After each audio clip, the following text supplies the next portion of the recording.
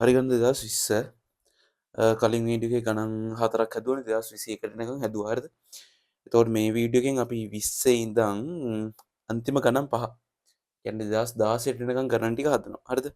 ඊළඟ වීඩියෝ එකේ ඉතුරු ටික. හරි. යන් 2020 මොකද්ද කියන්නේ? සමතල බිමක පිහිටි ABCD ලක්ෂ 4ක් රූපේ දැක්කනවලු. හරි. Aට දකුණෙන් Dද, Dට නැගෙනහිරින් Bද, Bට දකුණෙන් Cද පිහිටයි. A සිට B හි දිගාංශය අංශක 145ක්ද AD සමානයි 20ක්ද DC සමානයි 42ක්ද වේ. ඔය කියන්නේ හැම එකම මම රූපේ දාලා තිනවා මේ. දිගාංශය කීයද 145යි. දිගාංශය මයින්නේ කොහොමද? උතුරු ඉඳන් දක්ෂිණාවර්තව තියෙන කෝණ. හරිද? AD 20යි DC 42යි කියලා මාක් කරලා දෙනවා. ඊට පස්සේ ගානේ අපෙන් අහන්නේ මොකද්ද? දී ඇති රූපය ඔබේ පිටපත් කරගන්නලු. හරි. දත්ත මාක් කරන්නලු. ත්‍රිකෝණමිතික අනුපාත පාවිච්චි කරලා DB දිග හොයන්නලු. හරිද? DB කියන්නේ කවුද? මෙයා. හරි. දිගක් හොයනවා නම් මොනවද ඕනේ? කෝණයක් ඕනේ. පාදයක දිගක් ඕනේ. හරි. මේ ත්‍රිකෝණ සෙලකුව මෙතන දිග දන්නවා. මෙතන කෝණය හොයාගන්න බෑද? පුළුවන්. කොහොමද අපි හොයන්නේ? DAB කෝණය අපිට හොයන්න පුළුවන් අංශක 180න් මෙතන තියෙන 145 අඩු කරලා. හරි. එතකොට කීයද එන්නේ? DAB අංශක 35ක් කියලා එනවා. දැන් අපි DAB දන්නවනම් මේ පාදයයි මේ පාදයයි සෙට් කරගෙන ත්‍රිකෝණමිතික අනුපාතයක් ලියමු. මම මේ යටින් ලියලා තියෙන අනුපාත ටික. මේ කෝණයට සාපේක්ෂව මෙයා මොකද්ද? සම්මුඛ පාදය. කෝණයට ඉස්සරහින් තියෙන එක්කෙනා සම්මුඛ පාදය. කෝණයට ගෑවිලා ඉන්න කර්ණේ නෝන අනිත් එක්කෙනාට අපි කියන්නේ මොකද්ද? බද්ධ පාදය. ආයෙනම් මේක අපි දන්නේ මොනවද? DB කියන්නේ සම්මුඛ පාදය, 20 කියන්නේ බද්ධ පාදය. සම්මුඛ පාදයයි බද්ධ පාදයයි සෙට් වෙන කාටද? tan. ආයෙනම් අපි මෙතන දාන්න ඕනේ tan අනුපාතය. දාමු tan 35. tan 35 කාට සමාන වෙන්නේ? DB බෙදීම ADට. ගැන ආදේශ කරලා තිනවා DB හොයන්න ඕනේ. tan 35 වගුවෙන් බලන්න 0.7.02යි. AD කියන්නේ 20යි. මෙතන සුළු කරාම DBට එනවා 14.04. හරිද? ඕක තමයි පළවෙනි කොටසෙන් අහන්නේ.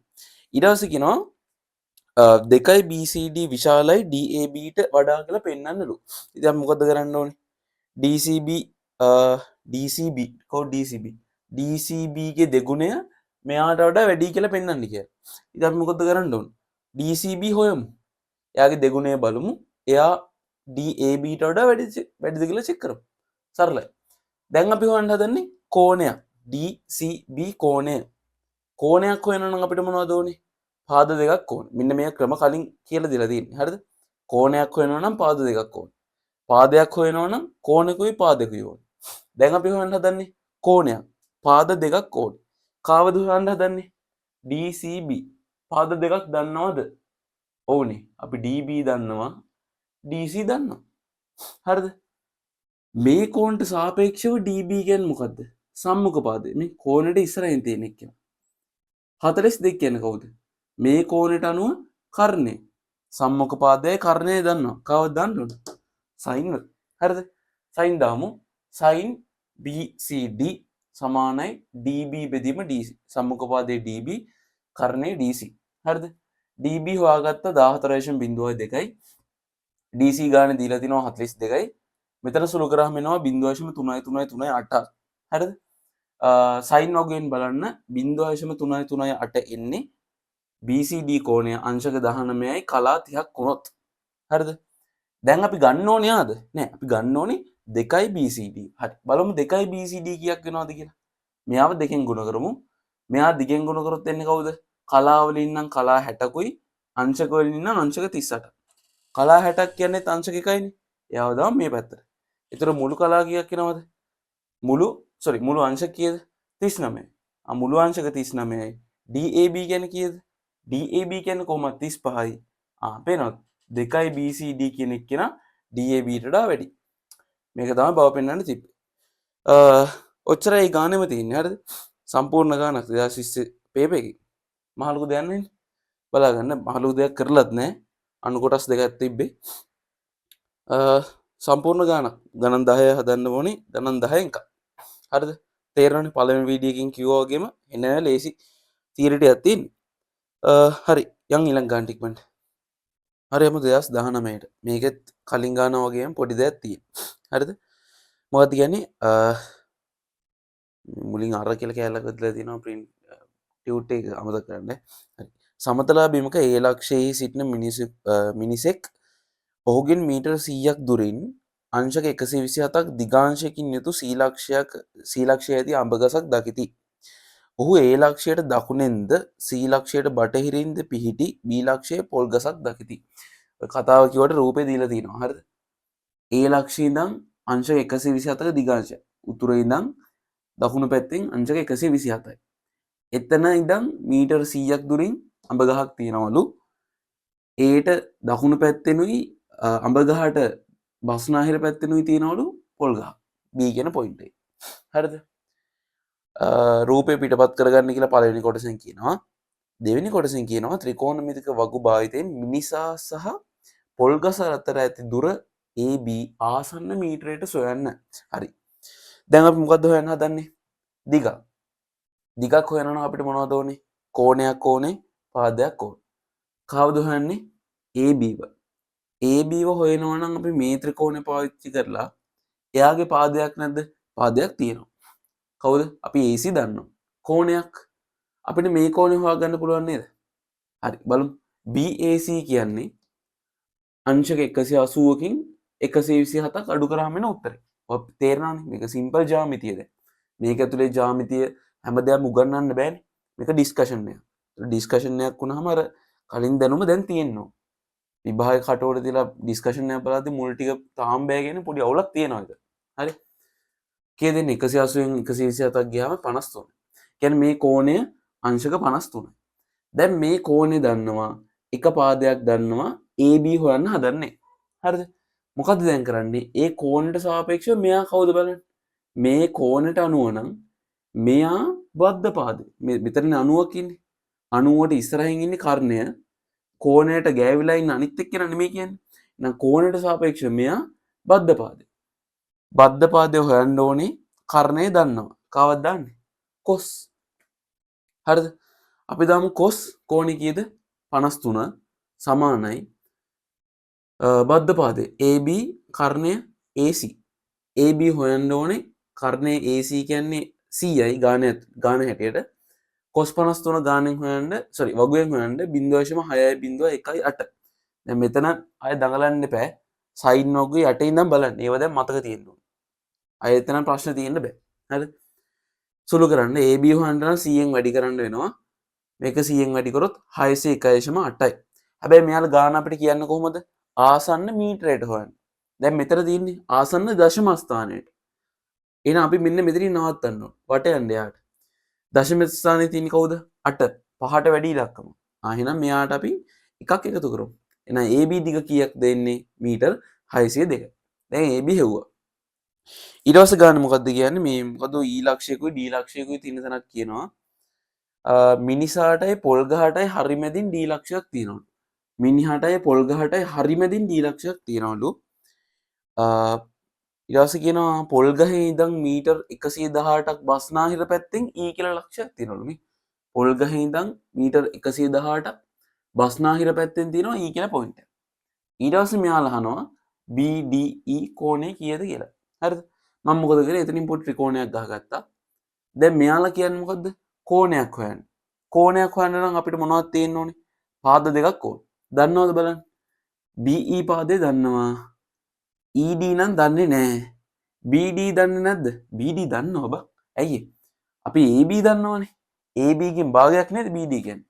එහෙනම් අපි BD දන්නවා. BD දන්නවා, DE දන්නවා. කවද හොයන්න ඕනේ? BDE කෝණය. මේ කෝණයට සාපේක්ෂව මෙයා කවුද? සම්මුඛ පාදය. මේ කෝණයට සාපේක්ෂව මේක කවුද? බද්ධ පාදය. සම්මුඛ පාදය දන්නවා, බද්ධ පාදය දන්නවා. කවද දාන්න? tan. අට ගාලා දාන්න tan. මේ BD හොයාගත්තා. BD කියන්නේ AB කින් භාගයක්. AB කියන්නේ 602යි. එහෙනම් BD කියන්නේ 301යි. tan දාමු. tan BDE කියන්නේ සම්මුඛ පාදයේ කවුද ඉන්නේ? BE. බද්ධ පාදයේ BD. අගයන් ටික ආදේශ කරන්න tan BDE ට උත්තරේ 0.392 කියලා. අනිත් පැත්තට හෙව්වම BDE ට එනවා කීයද? අංශක 21යි කලා 24ක්. ඔච්චරයි ඒ ගන්න තියෙන්නේ. හරිද?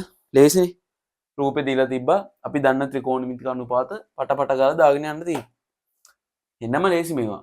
දැන් කලින් ගානයි මේ ගානයි කම්පෙයාර් කරාම මොකක්ද තිබ්බේ? කලින් ගානෙත් මෙහෙම කෝණයක් හොයාගත්තා. ඒ කෝණේ පාවිච්චි කරලා දිගක් හොයාගත්තා. ඒ දිග පාවිච්චි කරලා තව ත්‍රිකෝණමිතික අනුපාතයක් දාලා කෝණයක් හොයාගත්තා. ඒකම නෙමෙයි එකේ තියෙන්නේ. හරිද? එතකොට හැම ගානක් අස්සම කැරගෙන එකම තීරි කොටක් තමයි. ඒ ඔයාලට තේරෙයි ගණන් ඔක්කොම ටික හදාගෙන යද්දි. හරිද? ලේසි ගණන් ටික ඉක්මනට යන් වෙලා යන හින්දා තමයි මම මේ පටපට ගාලා කරන්නේ. දැන් තේරෙන්න ඕන උඹලට මේ පැය එකමාරක වීඩියෝ එකක් දැක්කම යකෝ කොර වෙනවා වගේනේ. වෙන නිකන් ෆිල්ම් එකක් වගේ බලනවා කියන්නේ ඊසි. ඒක වැරද්දක් නෙමෙයි. ඉතින් අපිත් එහෙමයි දැන්. අපේ කැම්පස් වල පැය දෙකක් ලෙක්චර් එකක් ඉඳන් ඉන්නවා කියන්නේ මරාගෙන කනවා. හරිද? දැන් ඒ වුණාට පැය දෙකක මියුසිකල් ෂෝ එකක් තිබ්බම නිකන් දැනෙන්නේ නැහැ. අකෝ පැය දෙකක් කියන්නේ මොකක්ද කියලා ගහනවා. හරිද? එහෙම තමයි. අකමැති වෙන්න පුළුවන්. කරන්න දෙයක් නැහැ. හරිද? උඹලා එහෙම අකමැති හින්දා තමයි මම මේ පටපට ගාලා හදලා වීඩියෝස් වලට කඩලා කොටස් කෑලි වලට කඩලා එන චූටි චූටි වීඩියෝස් දාන්න try කරන්නේ. ඒක උඹලා දැනගන්න ඕනේ මේ ටික බලලා ඒ ටික කවර් කරගන්න. හරිද? ළඟට ඇවිල්ලා ඒක කවර් කරලා දෙන්න බෑනේ. හරි. ඒක ඇති. ඉක්මනට යන් 2018ට. හරි. හරි ගන්න. 2018 සමනදා තිරස් පොලෝක සිටුවා ඇති AB සිරස් කණුවක්ද ඒට මීටර් 30ක් දුරින් පිහිටි සීලක්ෂයක්ද රූපේ දැක්වේ. හරි. සීලක්ෂයේ සිට නිරීක්ෂණය කරන විට කණුවේ මුදුන බීහි ආරෝහණ කෝණය අංශක 48යි.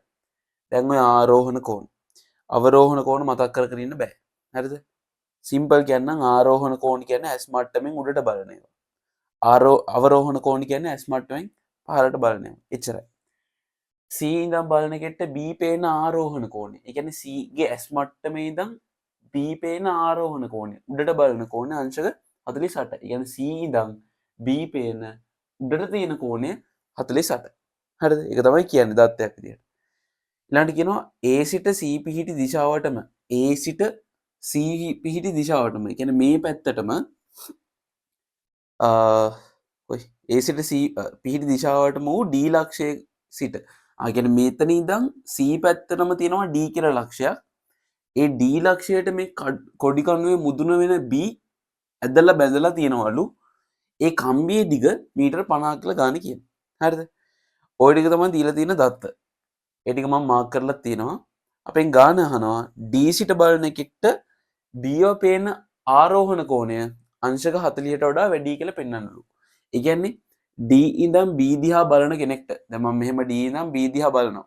එහෙම බලන කෙට මගේ ඇස් මට්ටමේ ඉඳලා කොච්චර කෝණකින්ද B පේන්නේ? ඒක තමයි ප්‍රශ්نين අහන්නේ. සරලවම මෙන්න මේ කෝණය කීයද කියලා තමයි මුන් මේ අහන්නේ. බොරුවට කොඩි කණු දදා කතන්දර ලිව්වට. හැමදාම තියෙන ත්‍රිකෝණමිතියනේ. එකම විදිහට පාද ගැලපෙන්නේ කොහොමද? කෝණ ගැලපෙන්නේ කොහොමද කියලා බැලුවා. ඒකට ආදේශ කරා. එච්චරයි. විභාගෙට සියලුම ගණන් ওই විදිහට තමයි හදන්නේ. හරිද? දැන් අපි ප්ලෑන් කරමු. මේක තමයි හොයන්න ඕන. කෝණයක් හොයන්න ඕන. කෝණයක් හොයනවා නම් අපිට පාද දෙකක් තියෙන්න බෑ. මේ කෝණය ගන්නවා නම් අපිට මේ ත්‍රිකෝණය ගන්න තමයි වෙන්නේ. එයාගේ එක පාදයක් දන්නවා. හරිද? මේ පාදේ හොයන්න හිතුවා කියන්නකො. මේ මගුලක් DC එකක් හොයාගන්න හිතන්නවත් බෑ. දත්තමදි. අපි බලමු AB හොයන්න පුළුවන්ද කියලා. AB හොයන්න පුළුවන් නේ බං. ඇයි? මේ ත්‍රිකෝණය සැලකුවොත් මෙයාගේ කෝණයක් දන්නවා පාදයක් දන්නවා. කෝණෙකුයි පාදකුයි දන්නවා නම් තව පාදයක් හොයන්න පුළුවන් නේද? ආයෙනම් මේ ත්‍රිකෝණය පාවිච්චි කරලා AB දිග හොයාගන්න පුළුවන් නේද? AB දිග හෙව්වා කියන්නේ ලොකු ත්‍රිකෝණය සලකලා පාද දෙකක් දන්නවා මේ කෝණය හොයන්න පුළුවන්. පැහැදිලිනේ? ඕක තමයි කරන්නේ ගන්න. ඔක්කොම කලින් දැන් AB හොයමු. AB හොයන්න අපි සෙට් වෙන්න ඕනේ මේ ත්‍රිකෝණයටනේ. පැහැදිලිනේ ඒවා? මේ කෝණට සාපේක්ෂව හොයන්න යන එක්කෙනා සම්මුඛ පාදය. මේ දන්න එක්කෙනා බද්ධ පාදය. සම්මුඛ පාදයයි බද්ධ පාදයයි සෙට් වෙන්නේ tan අනුපාත වලින්. හරිද? මම දැම්ම tan අංශක 48. tan 48 කියන්නේ AB බෙදීම AC. AB දන්නේ AC 30යි tan 48 දන්නේ නැහැ කියන්න එපා බං. ඒක තියෙනවා වගුවේ. හොයන්න. tan 48 කියන්නේ 1.1106. මේක ඇරලා දානවා 0.1106 කියලා. ඇයි? හැමතිස්සෙම අපි ගණන් වල ලියන්නේ බිඳුවනේ. ඒකින්ද ඔහේ ලියලා දානවා සමහරව. එතකොට මොකද දන්නවද වෙන්නේ? මෙන්න මේ උත්තර නිකන් අංශක 3යි ගණන් වලට එන්නේ චූටි කෝණ වලට එනවා. වැරදි. හරිද? tan වල එක පයින්න පුළුවන්. මතක තියාගන්න. මෙතන එන්නේ 1.1106. හරි? මෙතනින් AB සුළු කරාම එනවා 33.38 ඔහොම තියාගෙන යන්න. හරි.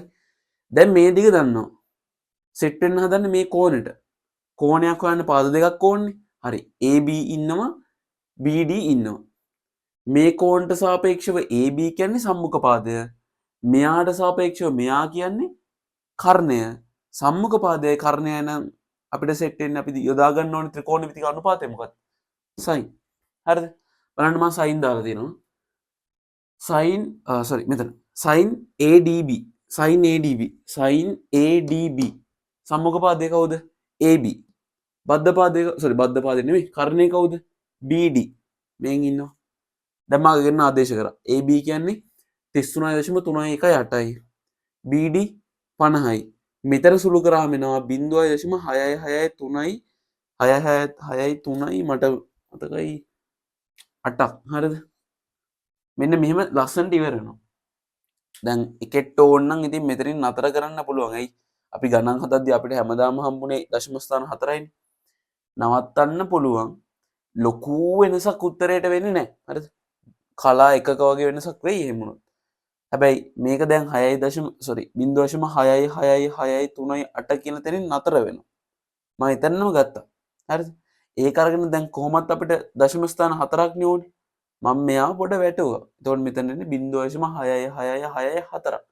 මහ ලොකු වෙනසක් නැහැ. මෙයාම තමයි ඉතින් මේ ඉන්නේ. 3 දැම්මත් එකයි 4 දැම්මත් එකයි. සරලව. හරිද? මම ඉතින් 4 දාලා ගාන හදනවා. හරි. sin ADB කියන්නේ දැන් අපිට මෙතනින් කවුද එන්නේ? අපි ගමු 0.66යි 64 ගමු. 64. හරිද? දැන් ත්‍රිකෝණමිතික වගුවෙන් බලන්න sin 0.66664 එන්නේ අංශක 41යි කලා 47කින්. ඒ කියන්නේ D ඉඳන් B මයින ආරෝහණ කෝණය D ඉඳන් B බලන ආරෝහණ කෝණය 41.4යි 7යි කලා 47යි. ඒ කියන්නේ ඒ කෝණය 40ට වඩා වැඩි. ඉතින් ගාණ කියන්නේ 40ට වඩා වැඩි කියලා පෙන්නපන් කියලානේ. ඉතින් අපි කෝණය හෙව්වා. කෝණය 41යි ගාණක්. ඒ කියන්නේ යා 40ට වඩා වැඩි. මේක ලියලා පෙන්නන්න තමයි ඕන. ඔච්චරයි ගානේ තියෙන්නේ. එන්න සිම්පල්. හැමදාම අපිට O level ගණන් වල එන්නේ කොහොමද? කෝණයක් හොයපන් කෝණයෙන් පාදයක් හොයපන් ඒක තව තැනකට දාලා තව එකක් හොයන්න. හැමතිස්සෙම එකම තැටිය අරහෙට කරගෙනවා මෙහෙට කරගෙනවා එකම දේ තමයි වෙන්නේ. හරි? අමාරු නෑ. ඊළඟ ගණනත් ඔයත් බලන්න පාද සෙට් එකක් තියෙනවා කෝණ සෙට් එකක් හොයන්න කියනවා ඒ දෙක ගලපනවා. එහෙම තමයි ගණන් ටික යන්නේ. සිම්පල්. මේ ගණනත් හරි තව ගණන් දෙකයි තියෙන්නේ. මේ වීඩියෝ එකම ඉක්මනට ඉවර කරලා දාමු. පොරවට කයිය ගහ ඉන්නේ. යමු ඊළඟ ගන්නට. හරි? හරි. 2017 2017 ගානේ රූපයක් දීලා තිබෙන්නේ. හරිද? රූපයක් ඇඳගමු. පිළිවෙලට කියන්නේ තිරස් පොළොවක A B හා T යන ස්ථානවල පිළිවෙලින් අඹ ගහක් තියනවලු, කොස් ගහක් තියනවලු, පොල් ගහක් තියනවලු. හරි. ඊට පස්සේ මෙයාලා කියනවා A ට උතුරෙන් B තියනවලු, A ට නැගෙනහිරින් T තියනවලු. ඔන්න ඕක කියද්දි රූප ඇඳගන්න. A ට උදින්ලු B තියෙන්නේ, A ට නැගෙනහිරින්ලු T තියෙන්නේ. හරිද? දැන් A තියෙන තැන අඹ ගහක් නේ තියෙන්නේ. B තියෙන තැන කොස් ගහන්නේ තියෙන්නේ. T තියෙන තැන පොල් ගහක් තියෙන්නේ. මම දැන් නම් තුන දාගත්තා. ඒතර අපිට එතන ත්‍රිකෝණයක් ඇඳ ගන්න පුළුවන්. හරිද? ඕක තමයි අපි ඇඳ ගන්න ඕනේ රූපේ. ඊට පස්සේ කියනවා AT සමානයි 100යිලු දාලා තියෙන්නේ. B සිට T හි දිගාංශය අංශක 162යිලු. B ඉඳන් T ගේ දිගාංශය. අය අමුතුවෙන් කියන්න ඕනේ නැහැ. දැන් ගණන් ගොඩක හම්බුණා. B ගේ ඉඳන් T ගේ දිගාංශය. B ගේ ඉඳන් උතුරු පැත්තේ ඉඳන් දකුණට තියෙන කෝණය 162යි. හරිද? ඔය ටික තමයි ඇඳ ගන්න කියන්නේ. පළවෙනි කොටසෙන් කියන්නේ රූප සටහනක් අඳින්න කියලා. ඒතර ඒක හරිනේ. හරි. දෙවෙනි කොටසෙන් කියනවා ATB හොයන්න. එක එක ක්‍රම තියෙනවා. ATB කියන්නේ මෙයානේ. මෙයා හොයන්න එක එක ක්‍රම තියෙනවා. දැන් මම පාවිච්චි කරේ මොකද්ද? ත්‍රිකෝණයක බාහිර ත්‍රිකෝණයක පාදයක් දික් කිරීමෙන් සෑදෙන බාහිර කෝණය අභ්‍යන්තර සම්මුඛ කෝණ දෙක එකතුවට සමානයි. ඒ කියන්නේ මෙයාගේ අගය මෙයාගේ එකතු මේ මුන් දෙන්නගේ එකතුවට සමානයි. ඒක තමයි මම පාවිච්චි කරේ මේ ABT සමානයි BAT දන ATB. ABT කියන්නේ 162යි BAT කියන්නේ 90යි. අපෙන් අහන්නේ ATB. නම් මෙතනින් අපි ATB හෙව්වොත් එන්නේ අංශක 72යි. ඕක තව එක්කිනට හදන්න පුළුවන් ඕනනම් 180න් 162 අඩු කරලා මෙයාව හොයලා ඊට පස්සේ ත්‍රිකෝණයක අභ්‍යන්තර කෝණ තුන එකතු 180යි කියලා පස්සේ මෙයාවත් හොයන්න ප්‍රශ්නයක් නැහැ කොහොම හරි ATB 72ක් එන්න ඕනේ. ඒක හරි. ඊට පස්සේ කියනවා ත්‍රිකෝණමිතික වගුභාවිතයෙන් AB දුර හොයන්න. AB මේක හොයන්නලු. දැන් මේ නිල් පාටින් තියෙනවා පස්සේ නේද? කළු පාටින් ඇඳලා තියෙන්නේ මුලින්ම ගන්නට අපි ඇඳගන්න රූපේ. මේක මම පස්සේ පැහැදිලි කරන්නම්. අපිට දැන් කියනවා AB හොයන්නලු. මොකද්ද කරන්න ඕන? කෝණයක් දන්නවා, පාදයක් දන්නවා, තව පාදයක් හොයන්න තියෙන්නේ. තේසින් මේ 72ට සාපේක්ෂව AB කියන්නේ කවුද? සම්මුඛ පාදය. 72ට සාපේක්ෂව AT කියන්නේ කවුද? බද්ධ පාදය. එහෙනම් සම්මුඛ පාදයයි බද්ධ පාදයයි සෙට් වෙන අනුපාතය මොකද්ද? tan. tan දාමු. tan අංශක 72 කියන්නේ සම්මුඛ පාදයේ AB, බද්ධ පාදයේ AT. AB වෙදීම AT. AB දන්නේ නැහැ. AT 100යි tan 72.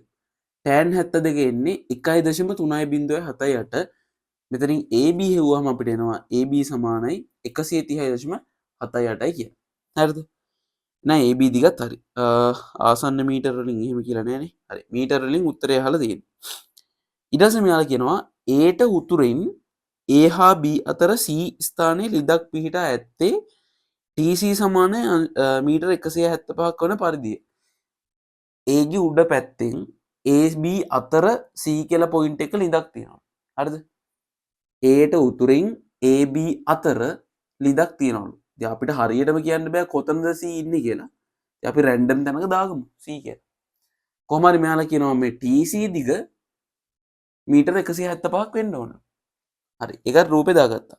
ප්‍රශ්නේ මොකක්ද අහන්නේ? ත්‍රිකෝණමිතික වගුභාවිතයෙන් ACT හොයන්නලු. ACT මේ කෝණය අහන්නේ. ඉතින් සරලයිනේ මෙන්න මේ ත්‍රිකෝණය හිතන්න. මෙන්න මේ ත්‍රිකෝණය. මේ කෝණය අහන්නේ. පාද දෙකක් ඕන. ඉතින් මෙයා දන්නවා මෙයා දන්නවා. දැන් ඉතින් අය කියවන්න දෙයක් නැහැ ඉතින්. උත්තරේ තේරෙන්න ඕන. ACT ට සාපේක්ෂව මෙයා කවුද? සම්මුඛ පාදය. ACT ට අනුව මෙයා කවුද? කර්ණය. සම්මුඛ පාදයේ කර්ණය දන්නවනම් අපි දාන්නේ කවුද? sin. simple. දාමු sin. sin ACT. sin ACT සම්මුඛ පාදය කියන්නේ AT. කර්ණය කියන්නේ TC. හරිද? AT කියන්නේ 100යි. TC කියන්නේ 175. මේ ගාන දීලා දිනේවා. එතකොට sin ACT සමානයි මෙතන සුළු කරාම වෙනවා 0.5714. මේක මේ ලඝු දායින් හදන්න එපා. වෙලා යනවා නිකන් බෙදන්න. 100 බෙදීම 175. දැන් ඔන්න මේ 25 කැලි වලට කපන්න පුළුවන්. 25 4යි. මෙතන 25 ඒවා 7යි. හරිද? 25 4යි 25 7යි. 4 බෙදීම 7ක් නෙන්නේ. ඕනේ. ඔය 4 බෙදීම 7ක් නෙන්නේ. 4 බෙදීම 7 සුළු කරාම මෙයා එනවා. දශම ස්ථාන 4කට ගන්න. දැන් sin වගුවෙන් අනිත් පැත්ත බලන්න. ACT කෙනෙක් කෙනා අංශක 34යි කලා 51ක් කියලා උත්තරේ. හරිද? ඔන්න මේ ප්‍රශ්නේත් ඉවරයි. තේරෙන්නේ හෙන සිම්පල් ගණන් තියෙන. මේ සෝරි මේ පොඩි අවුලක් කරලා තිනවා කලින් ගන්න. මහ ලොකු දෙයක් නෙමෙයි. මේ කො මේ මේක ලියද්දි. උත්තර හරි. බලහන් ABT කියන්නේ කවුද? ABT කියන්නේ කො මූනේ. අපි ලියන්න ඕනේ නෙමෙයි. මෙන්න මේ එළිය එක. අපි නිකන් ඕන්න අකුරක් දාලා ලියන්න. ABCD නිකන් D කියලා දාන්න. හරිද? D කියලා දාන්න එතන. හරිද? වෙන මොකුත් වෙනස් වෙන්නේ නැහැ. එතකොට මෙයා ලියන්න වෙන්නේ DBT කියලා දාමු නිකන්. DBT. නිකන් සංකේත ආරද්දක් විතරයි.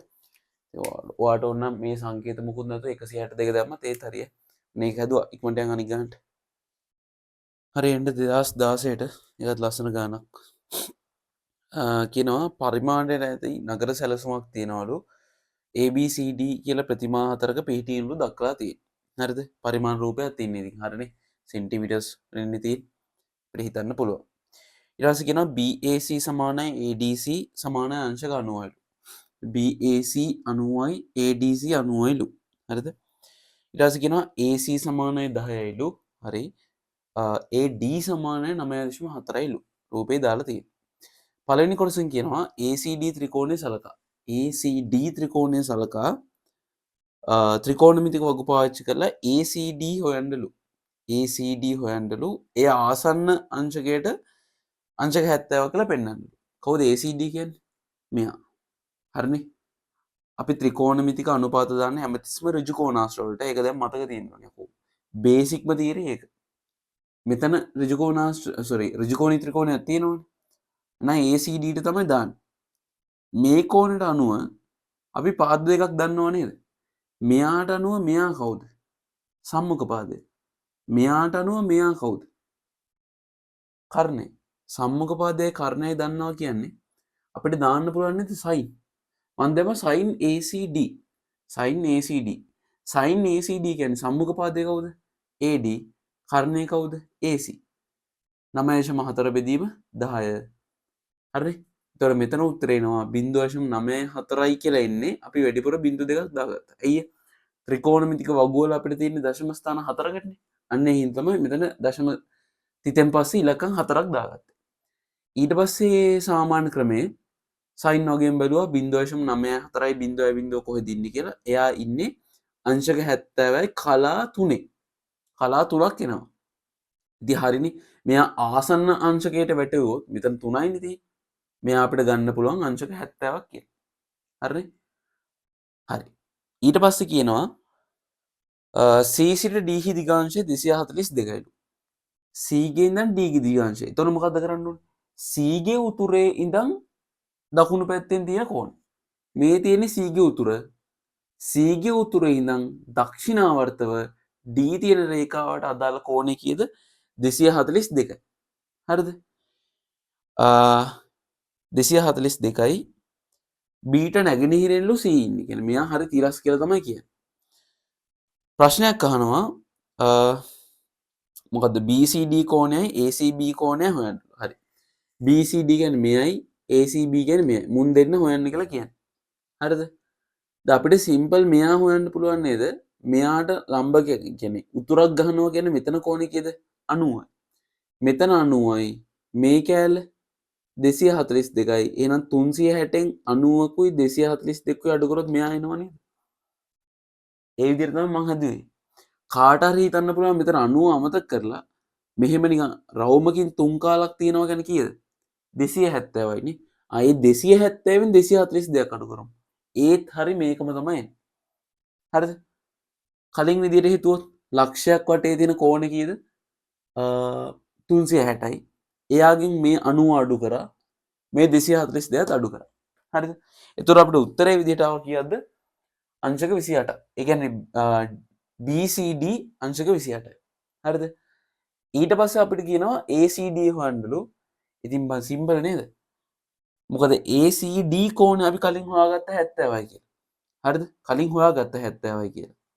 ඒ 70 හැදෙන්නේ BCD කෝණයයි ACB කෝණය එකතු වෙලා. හරිද?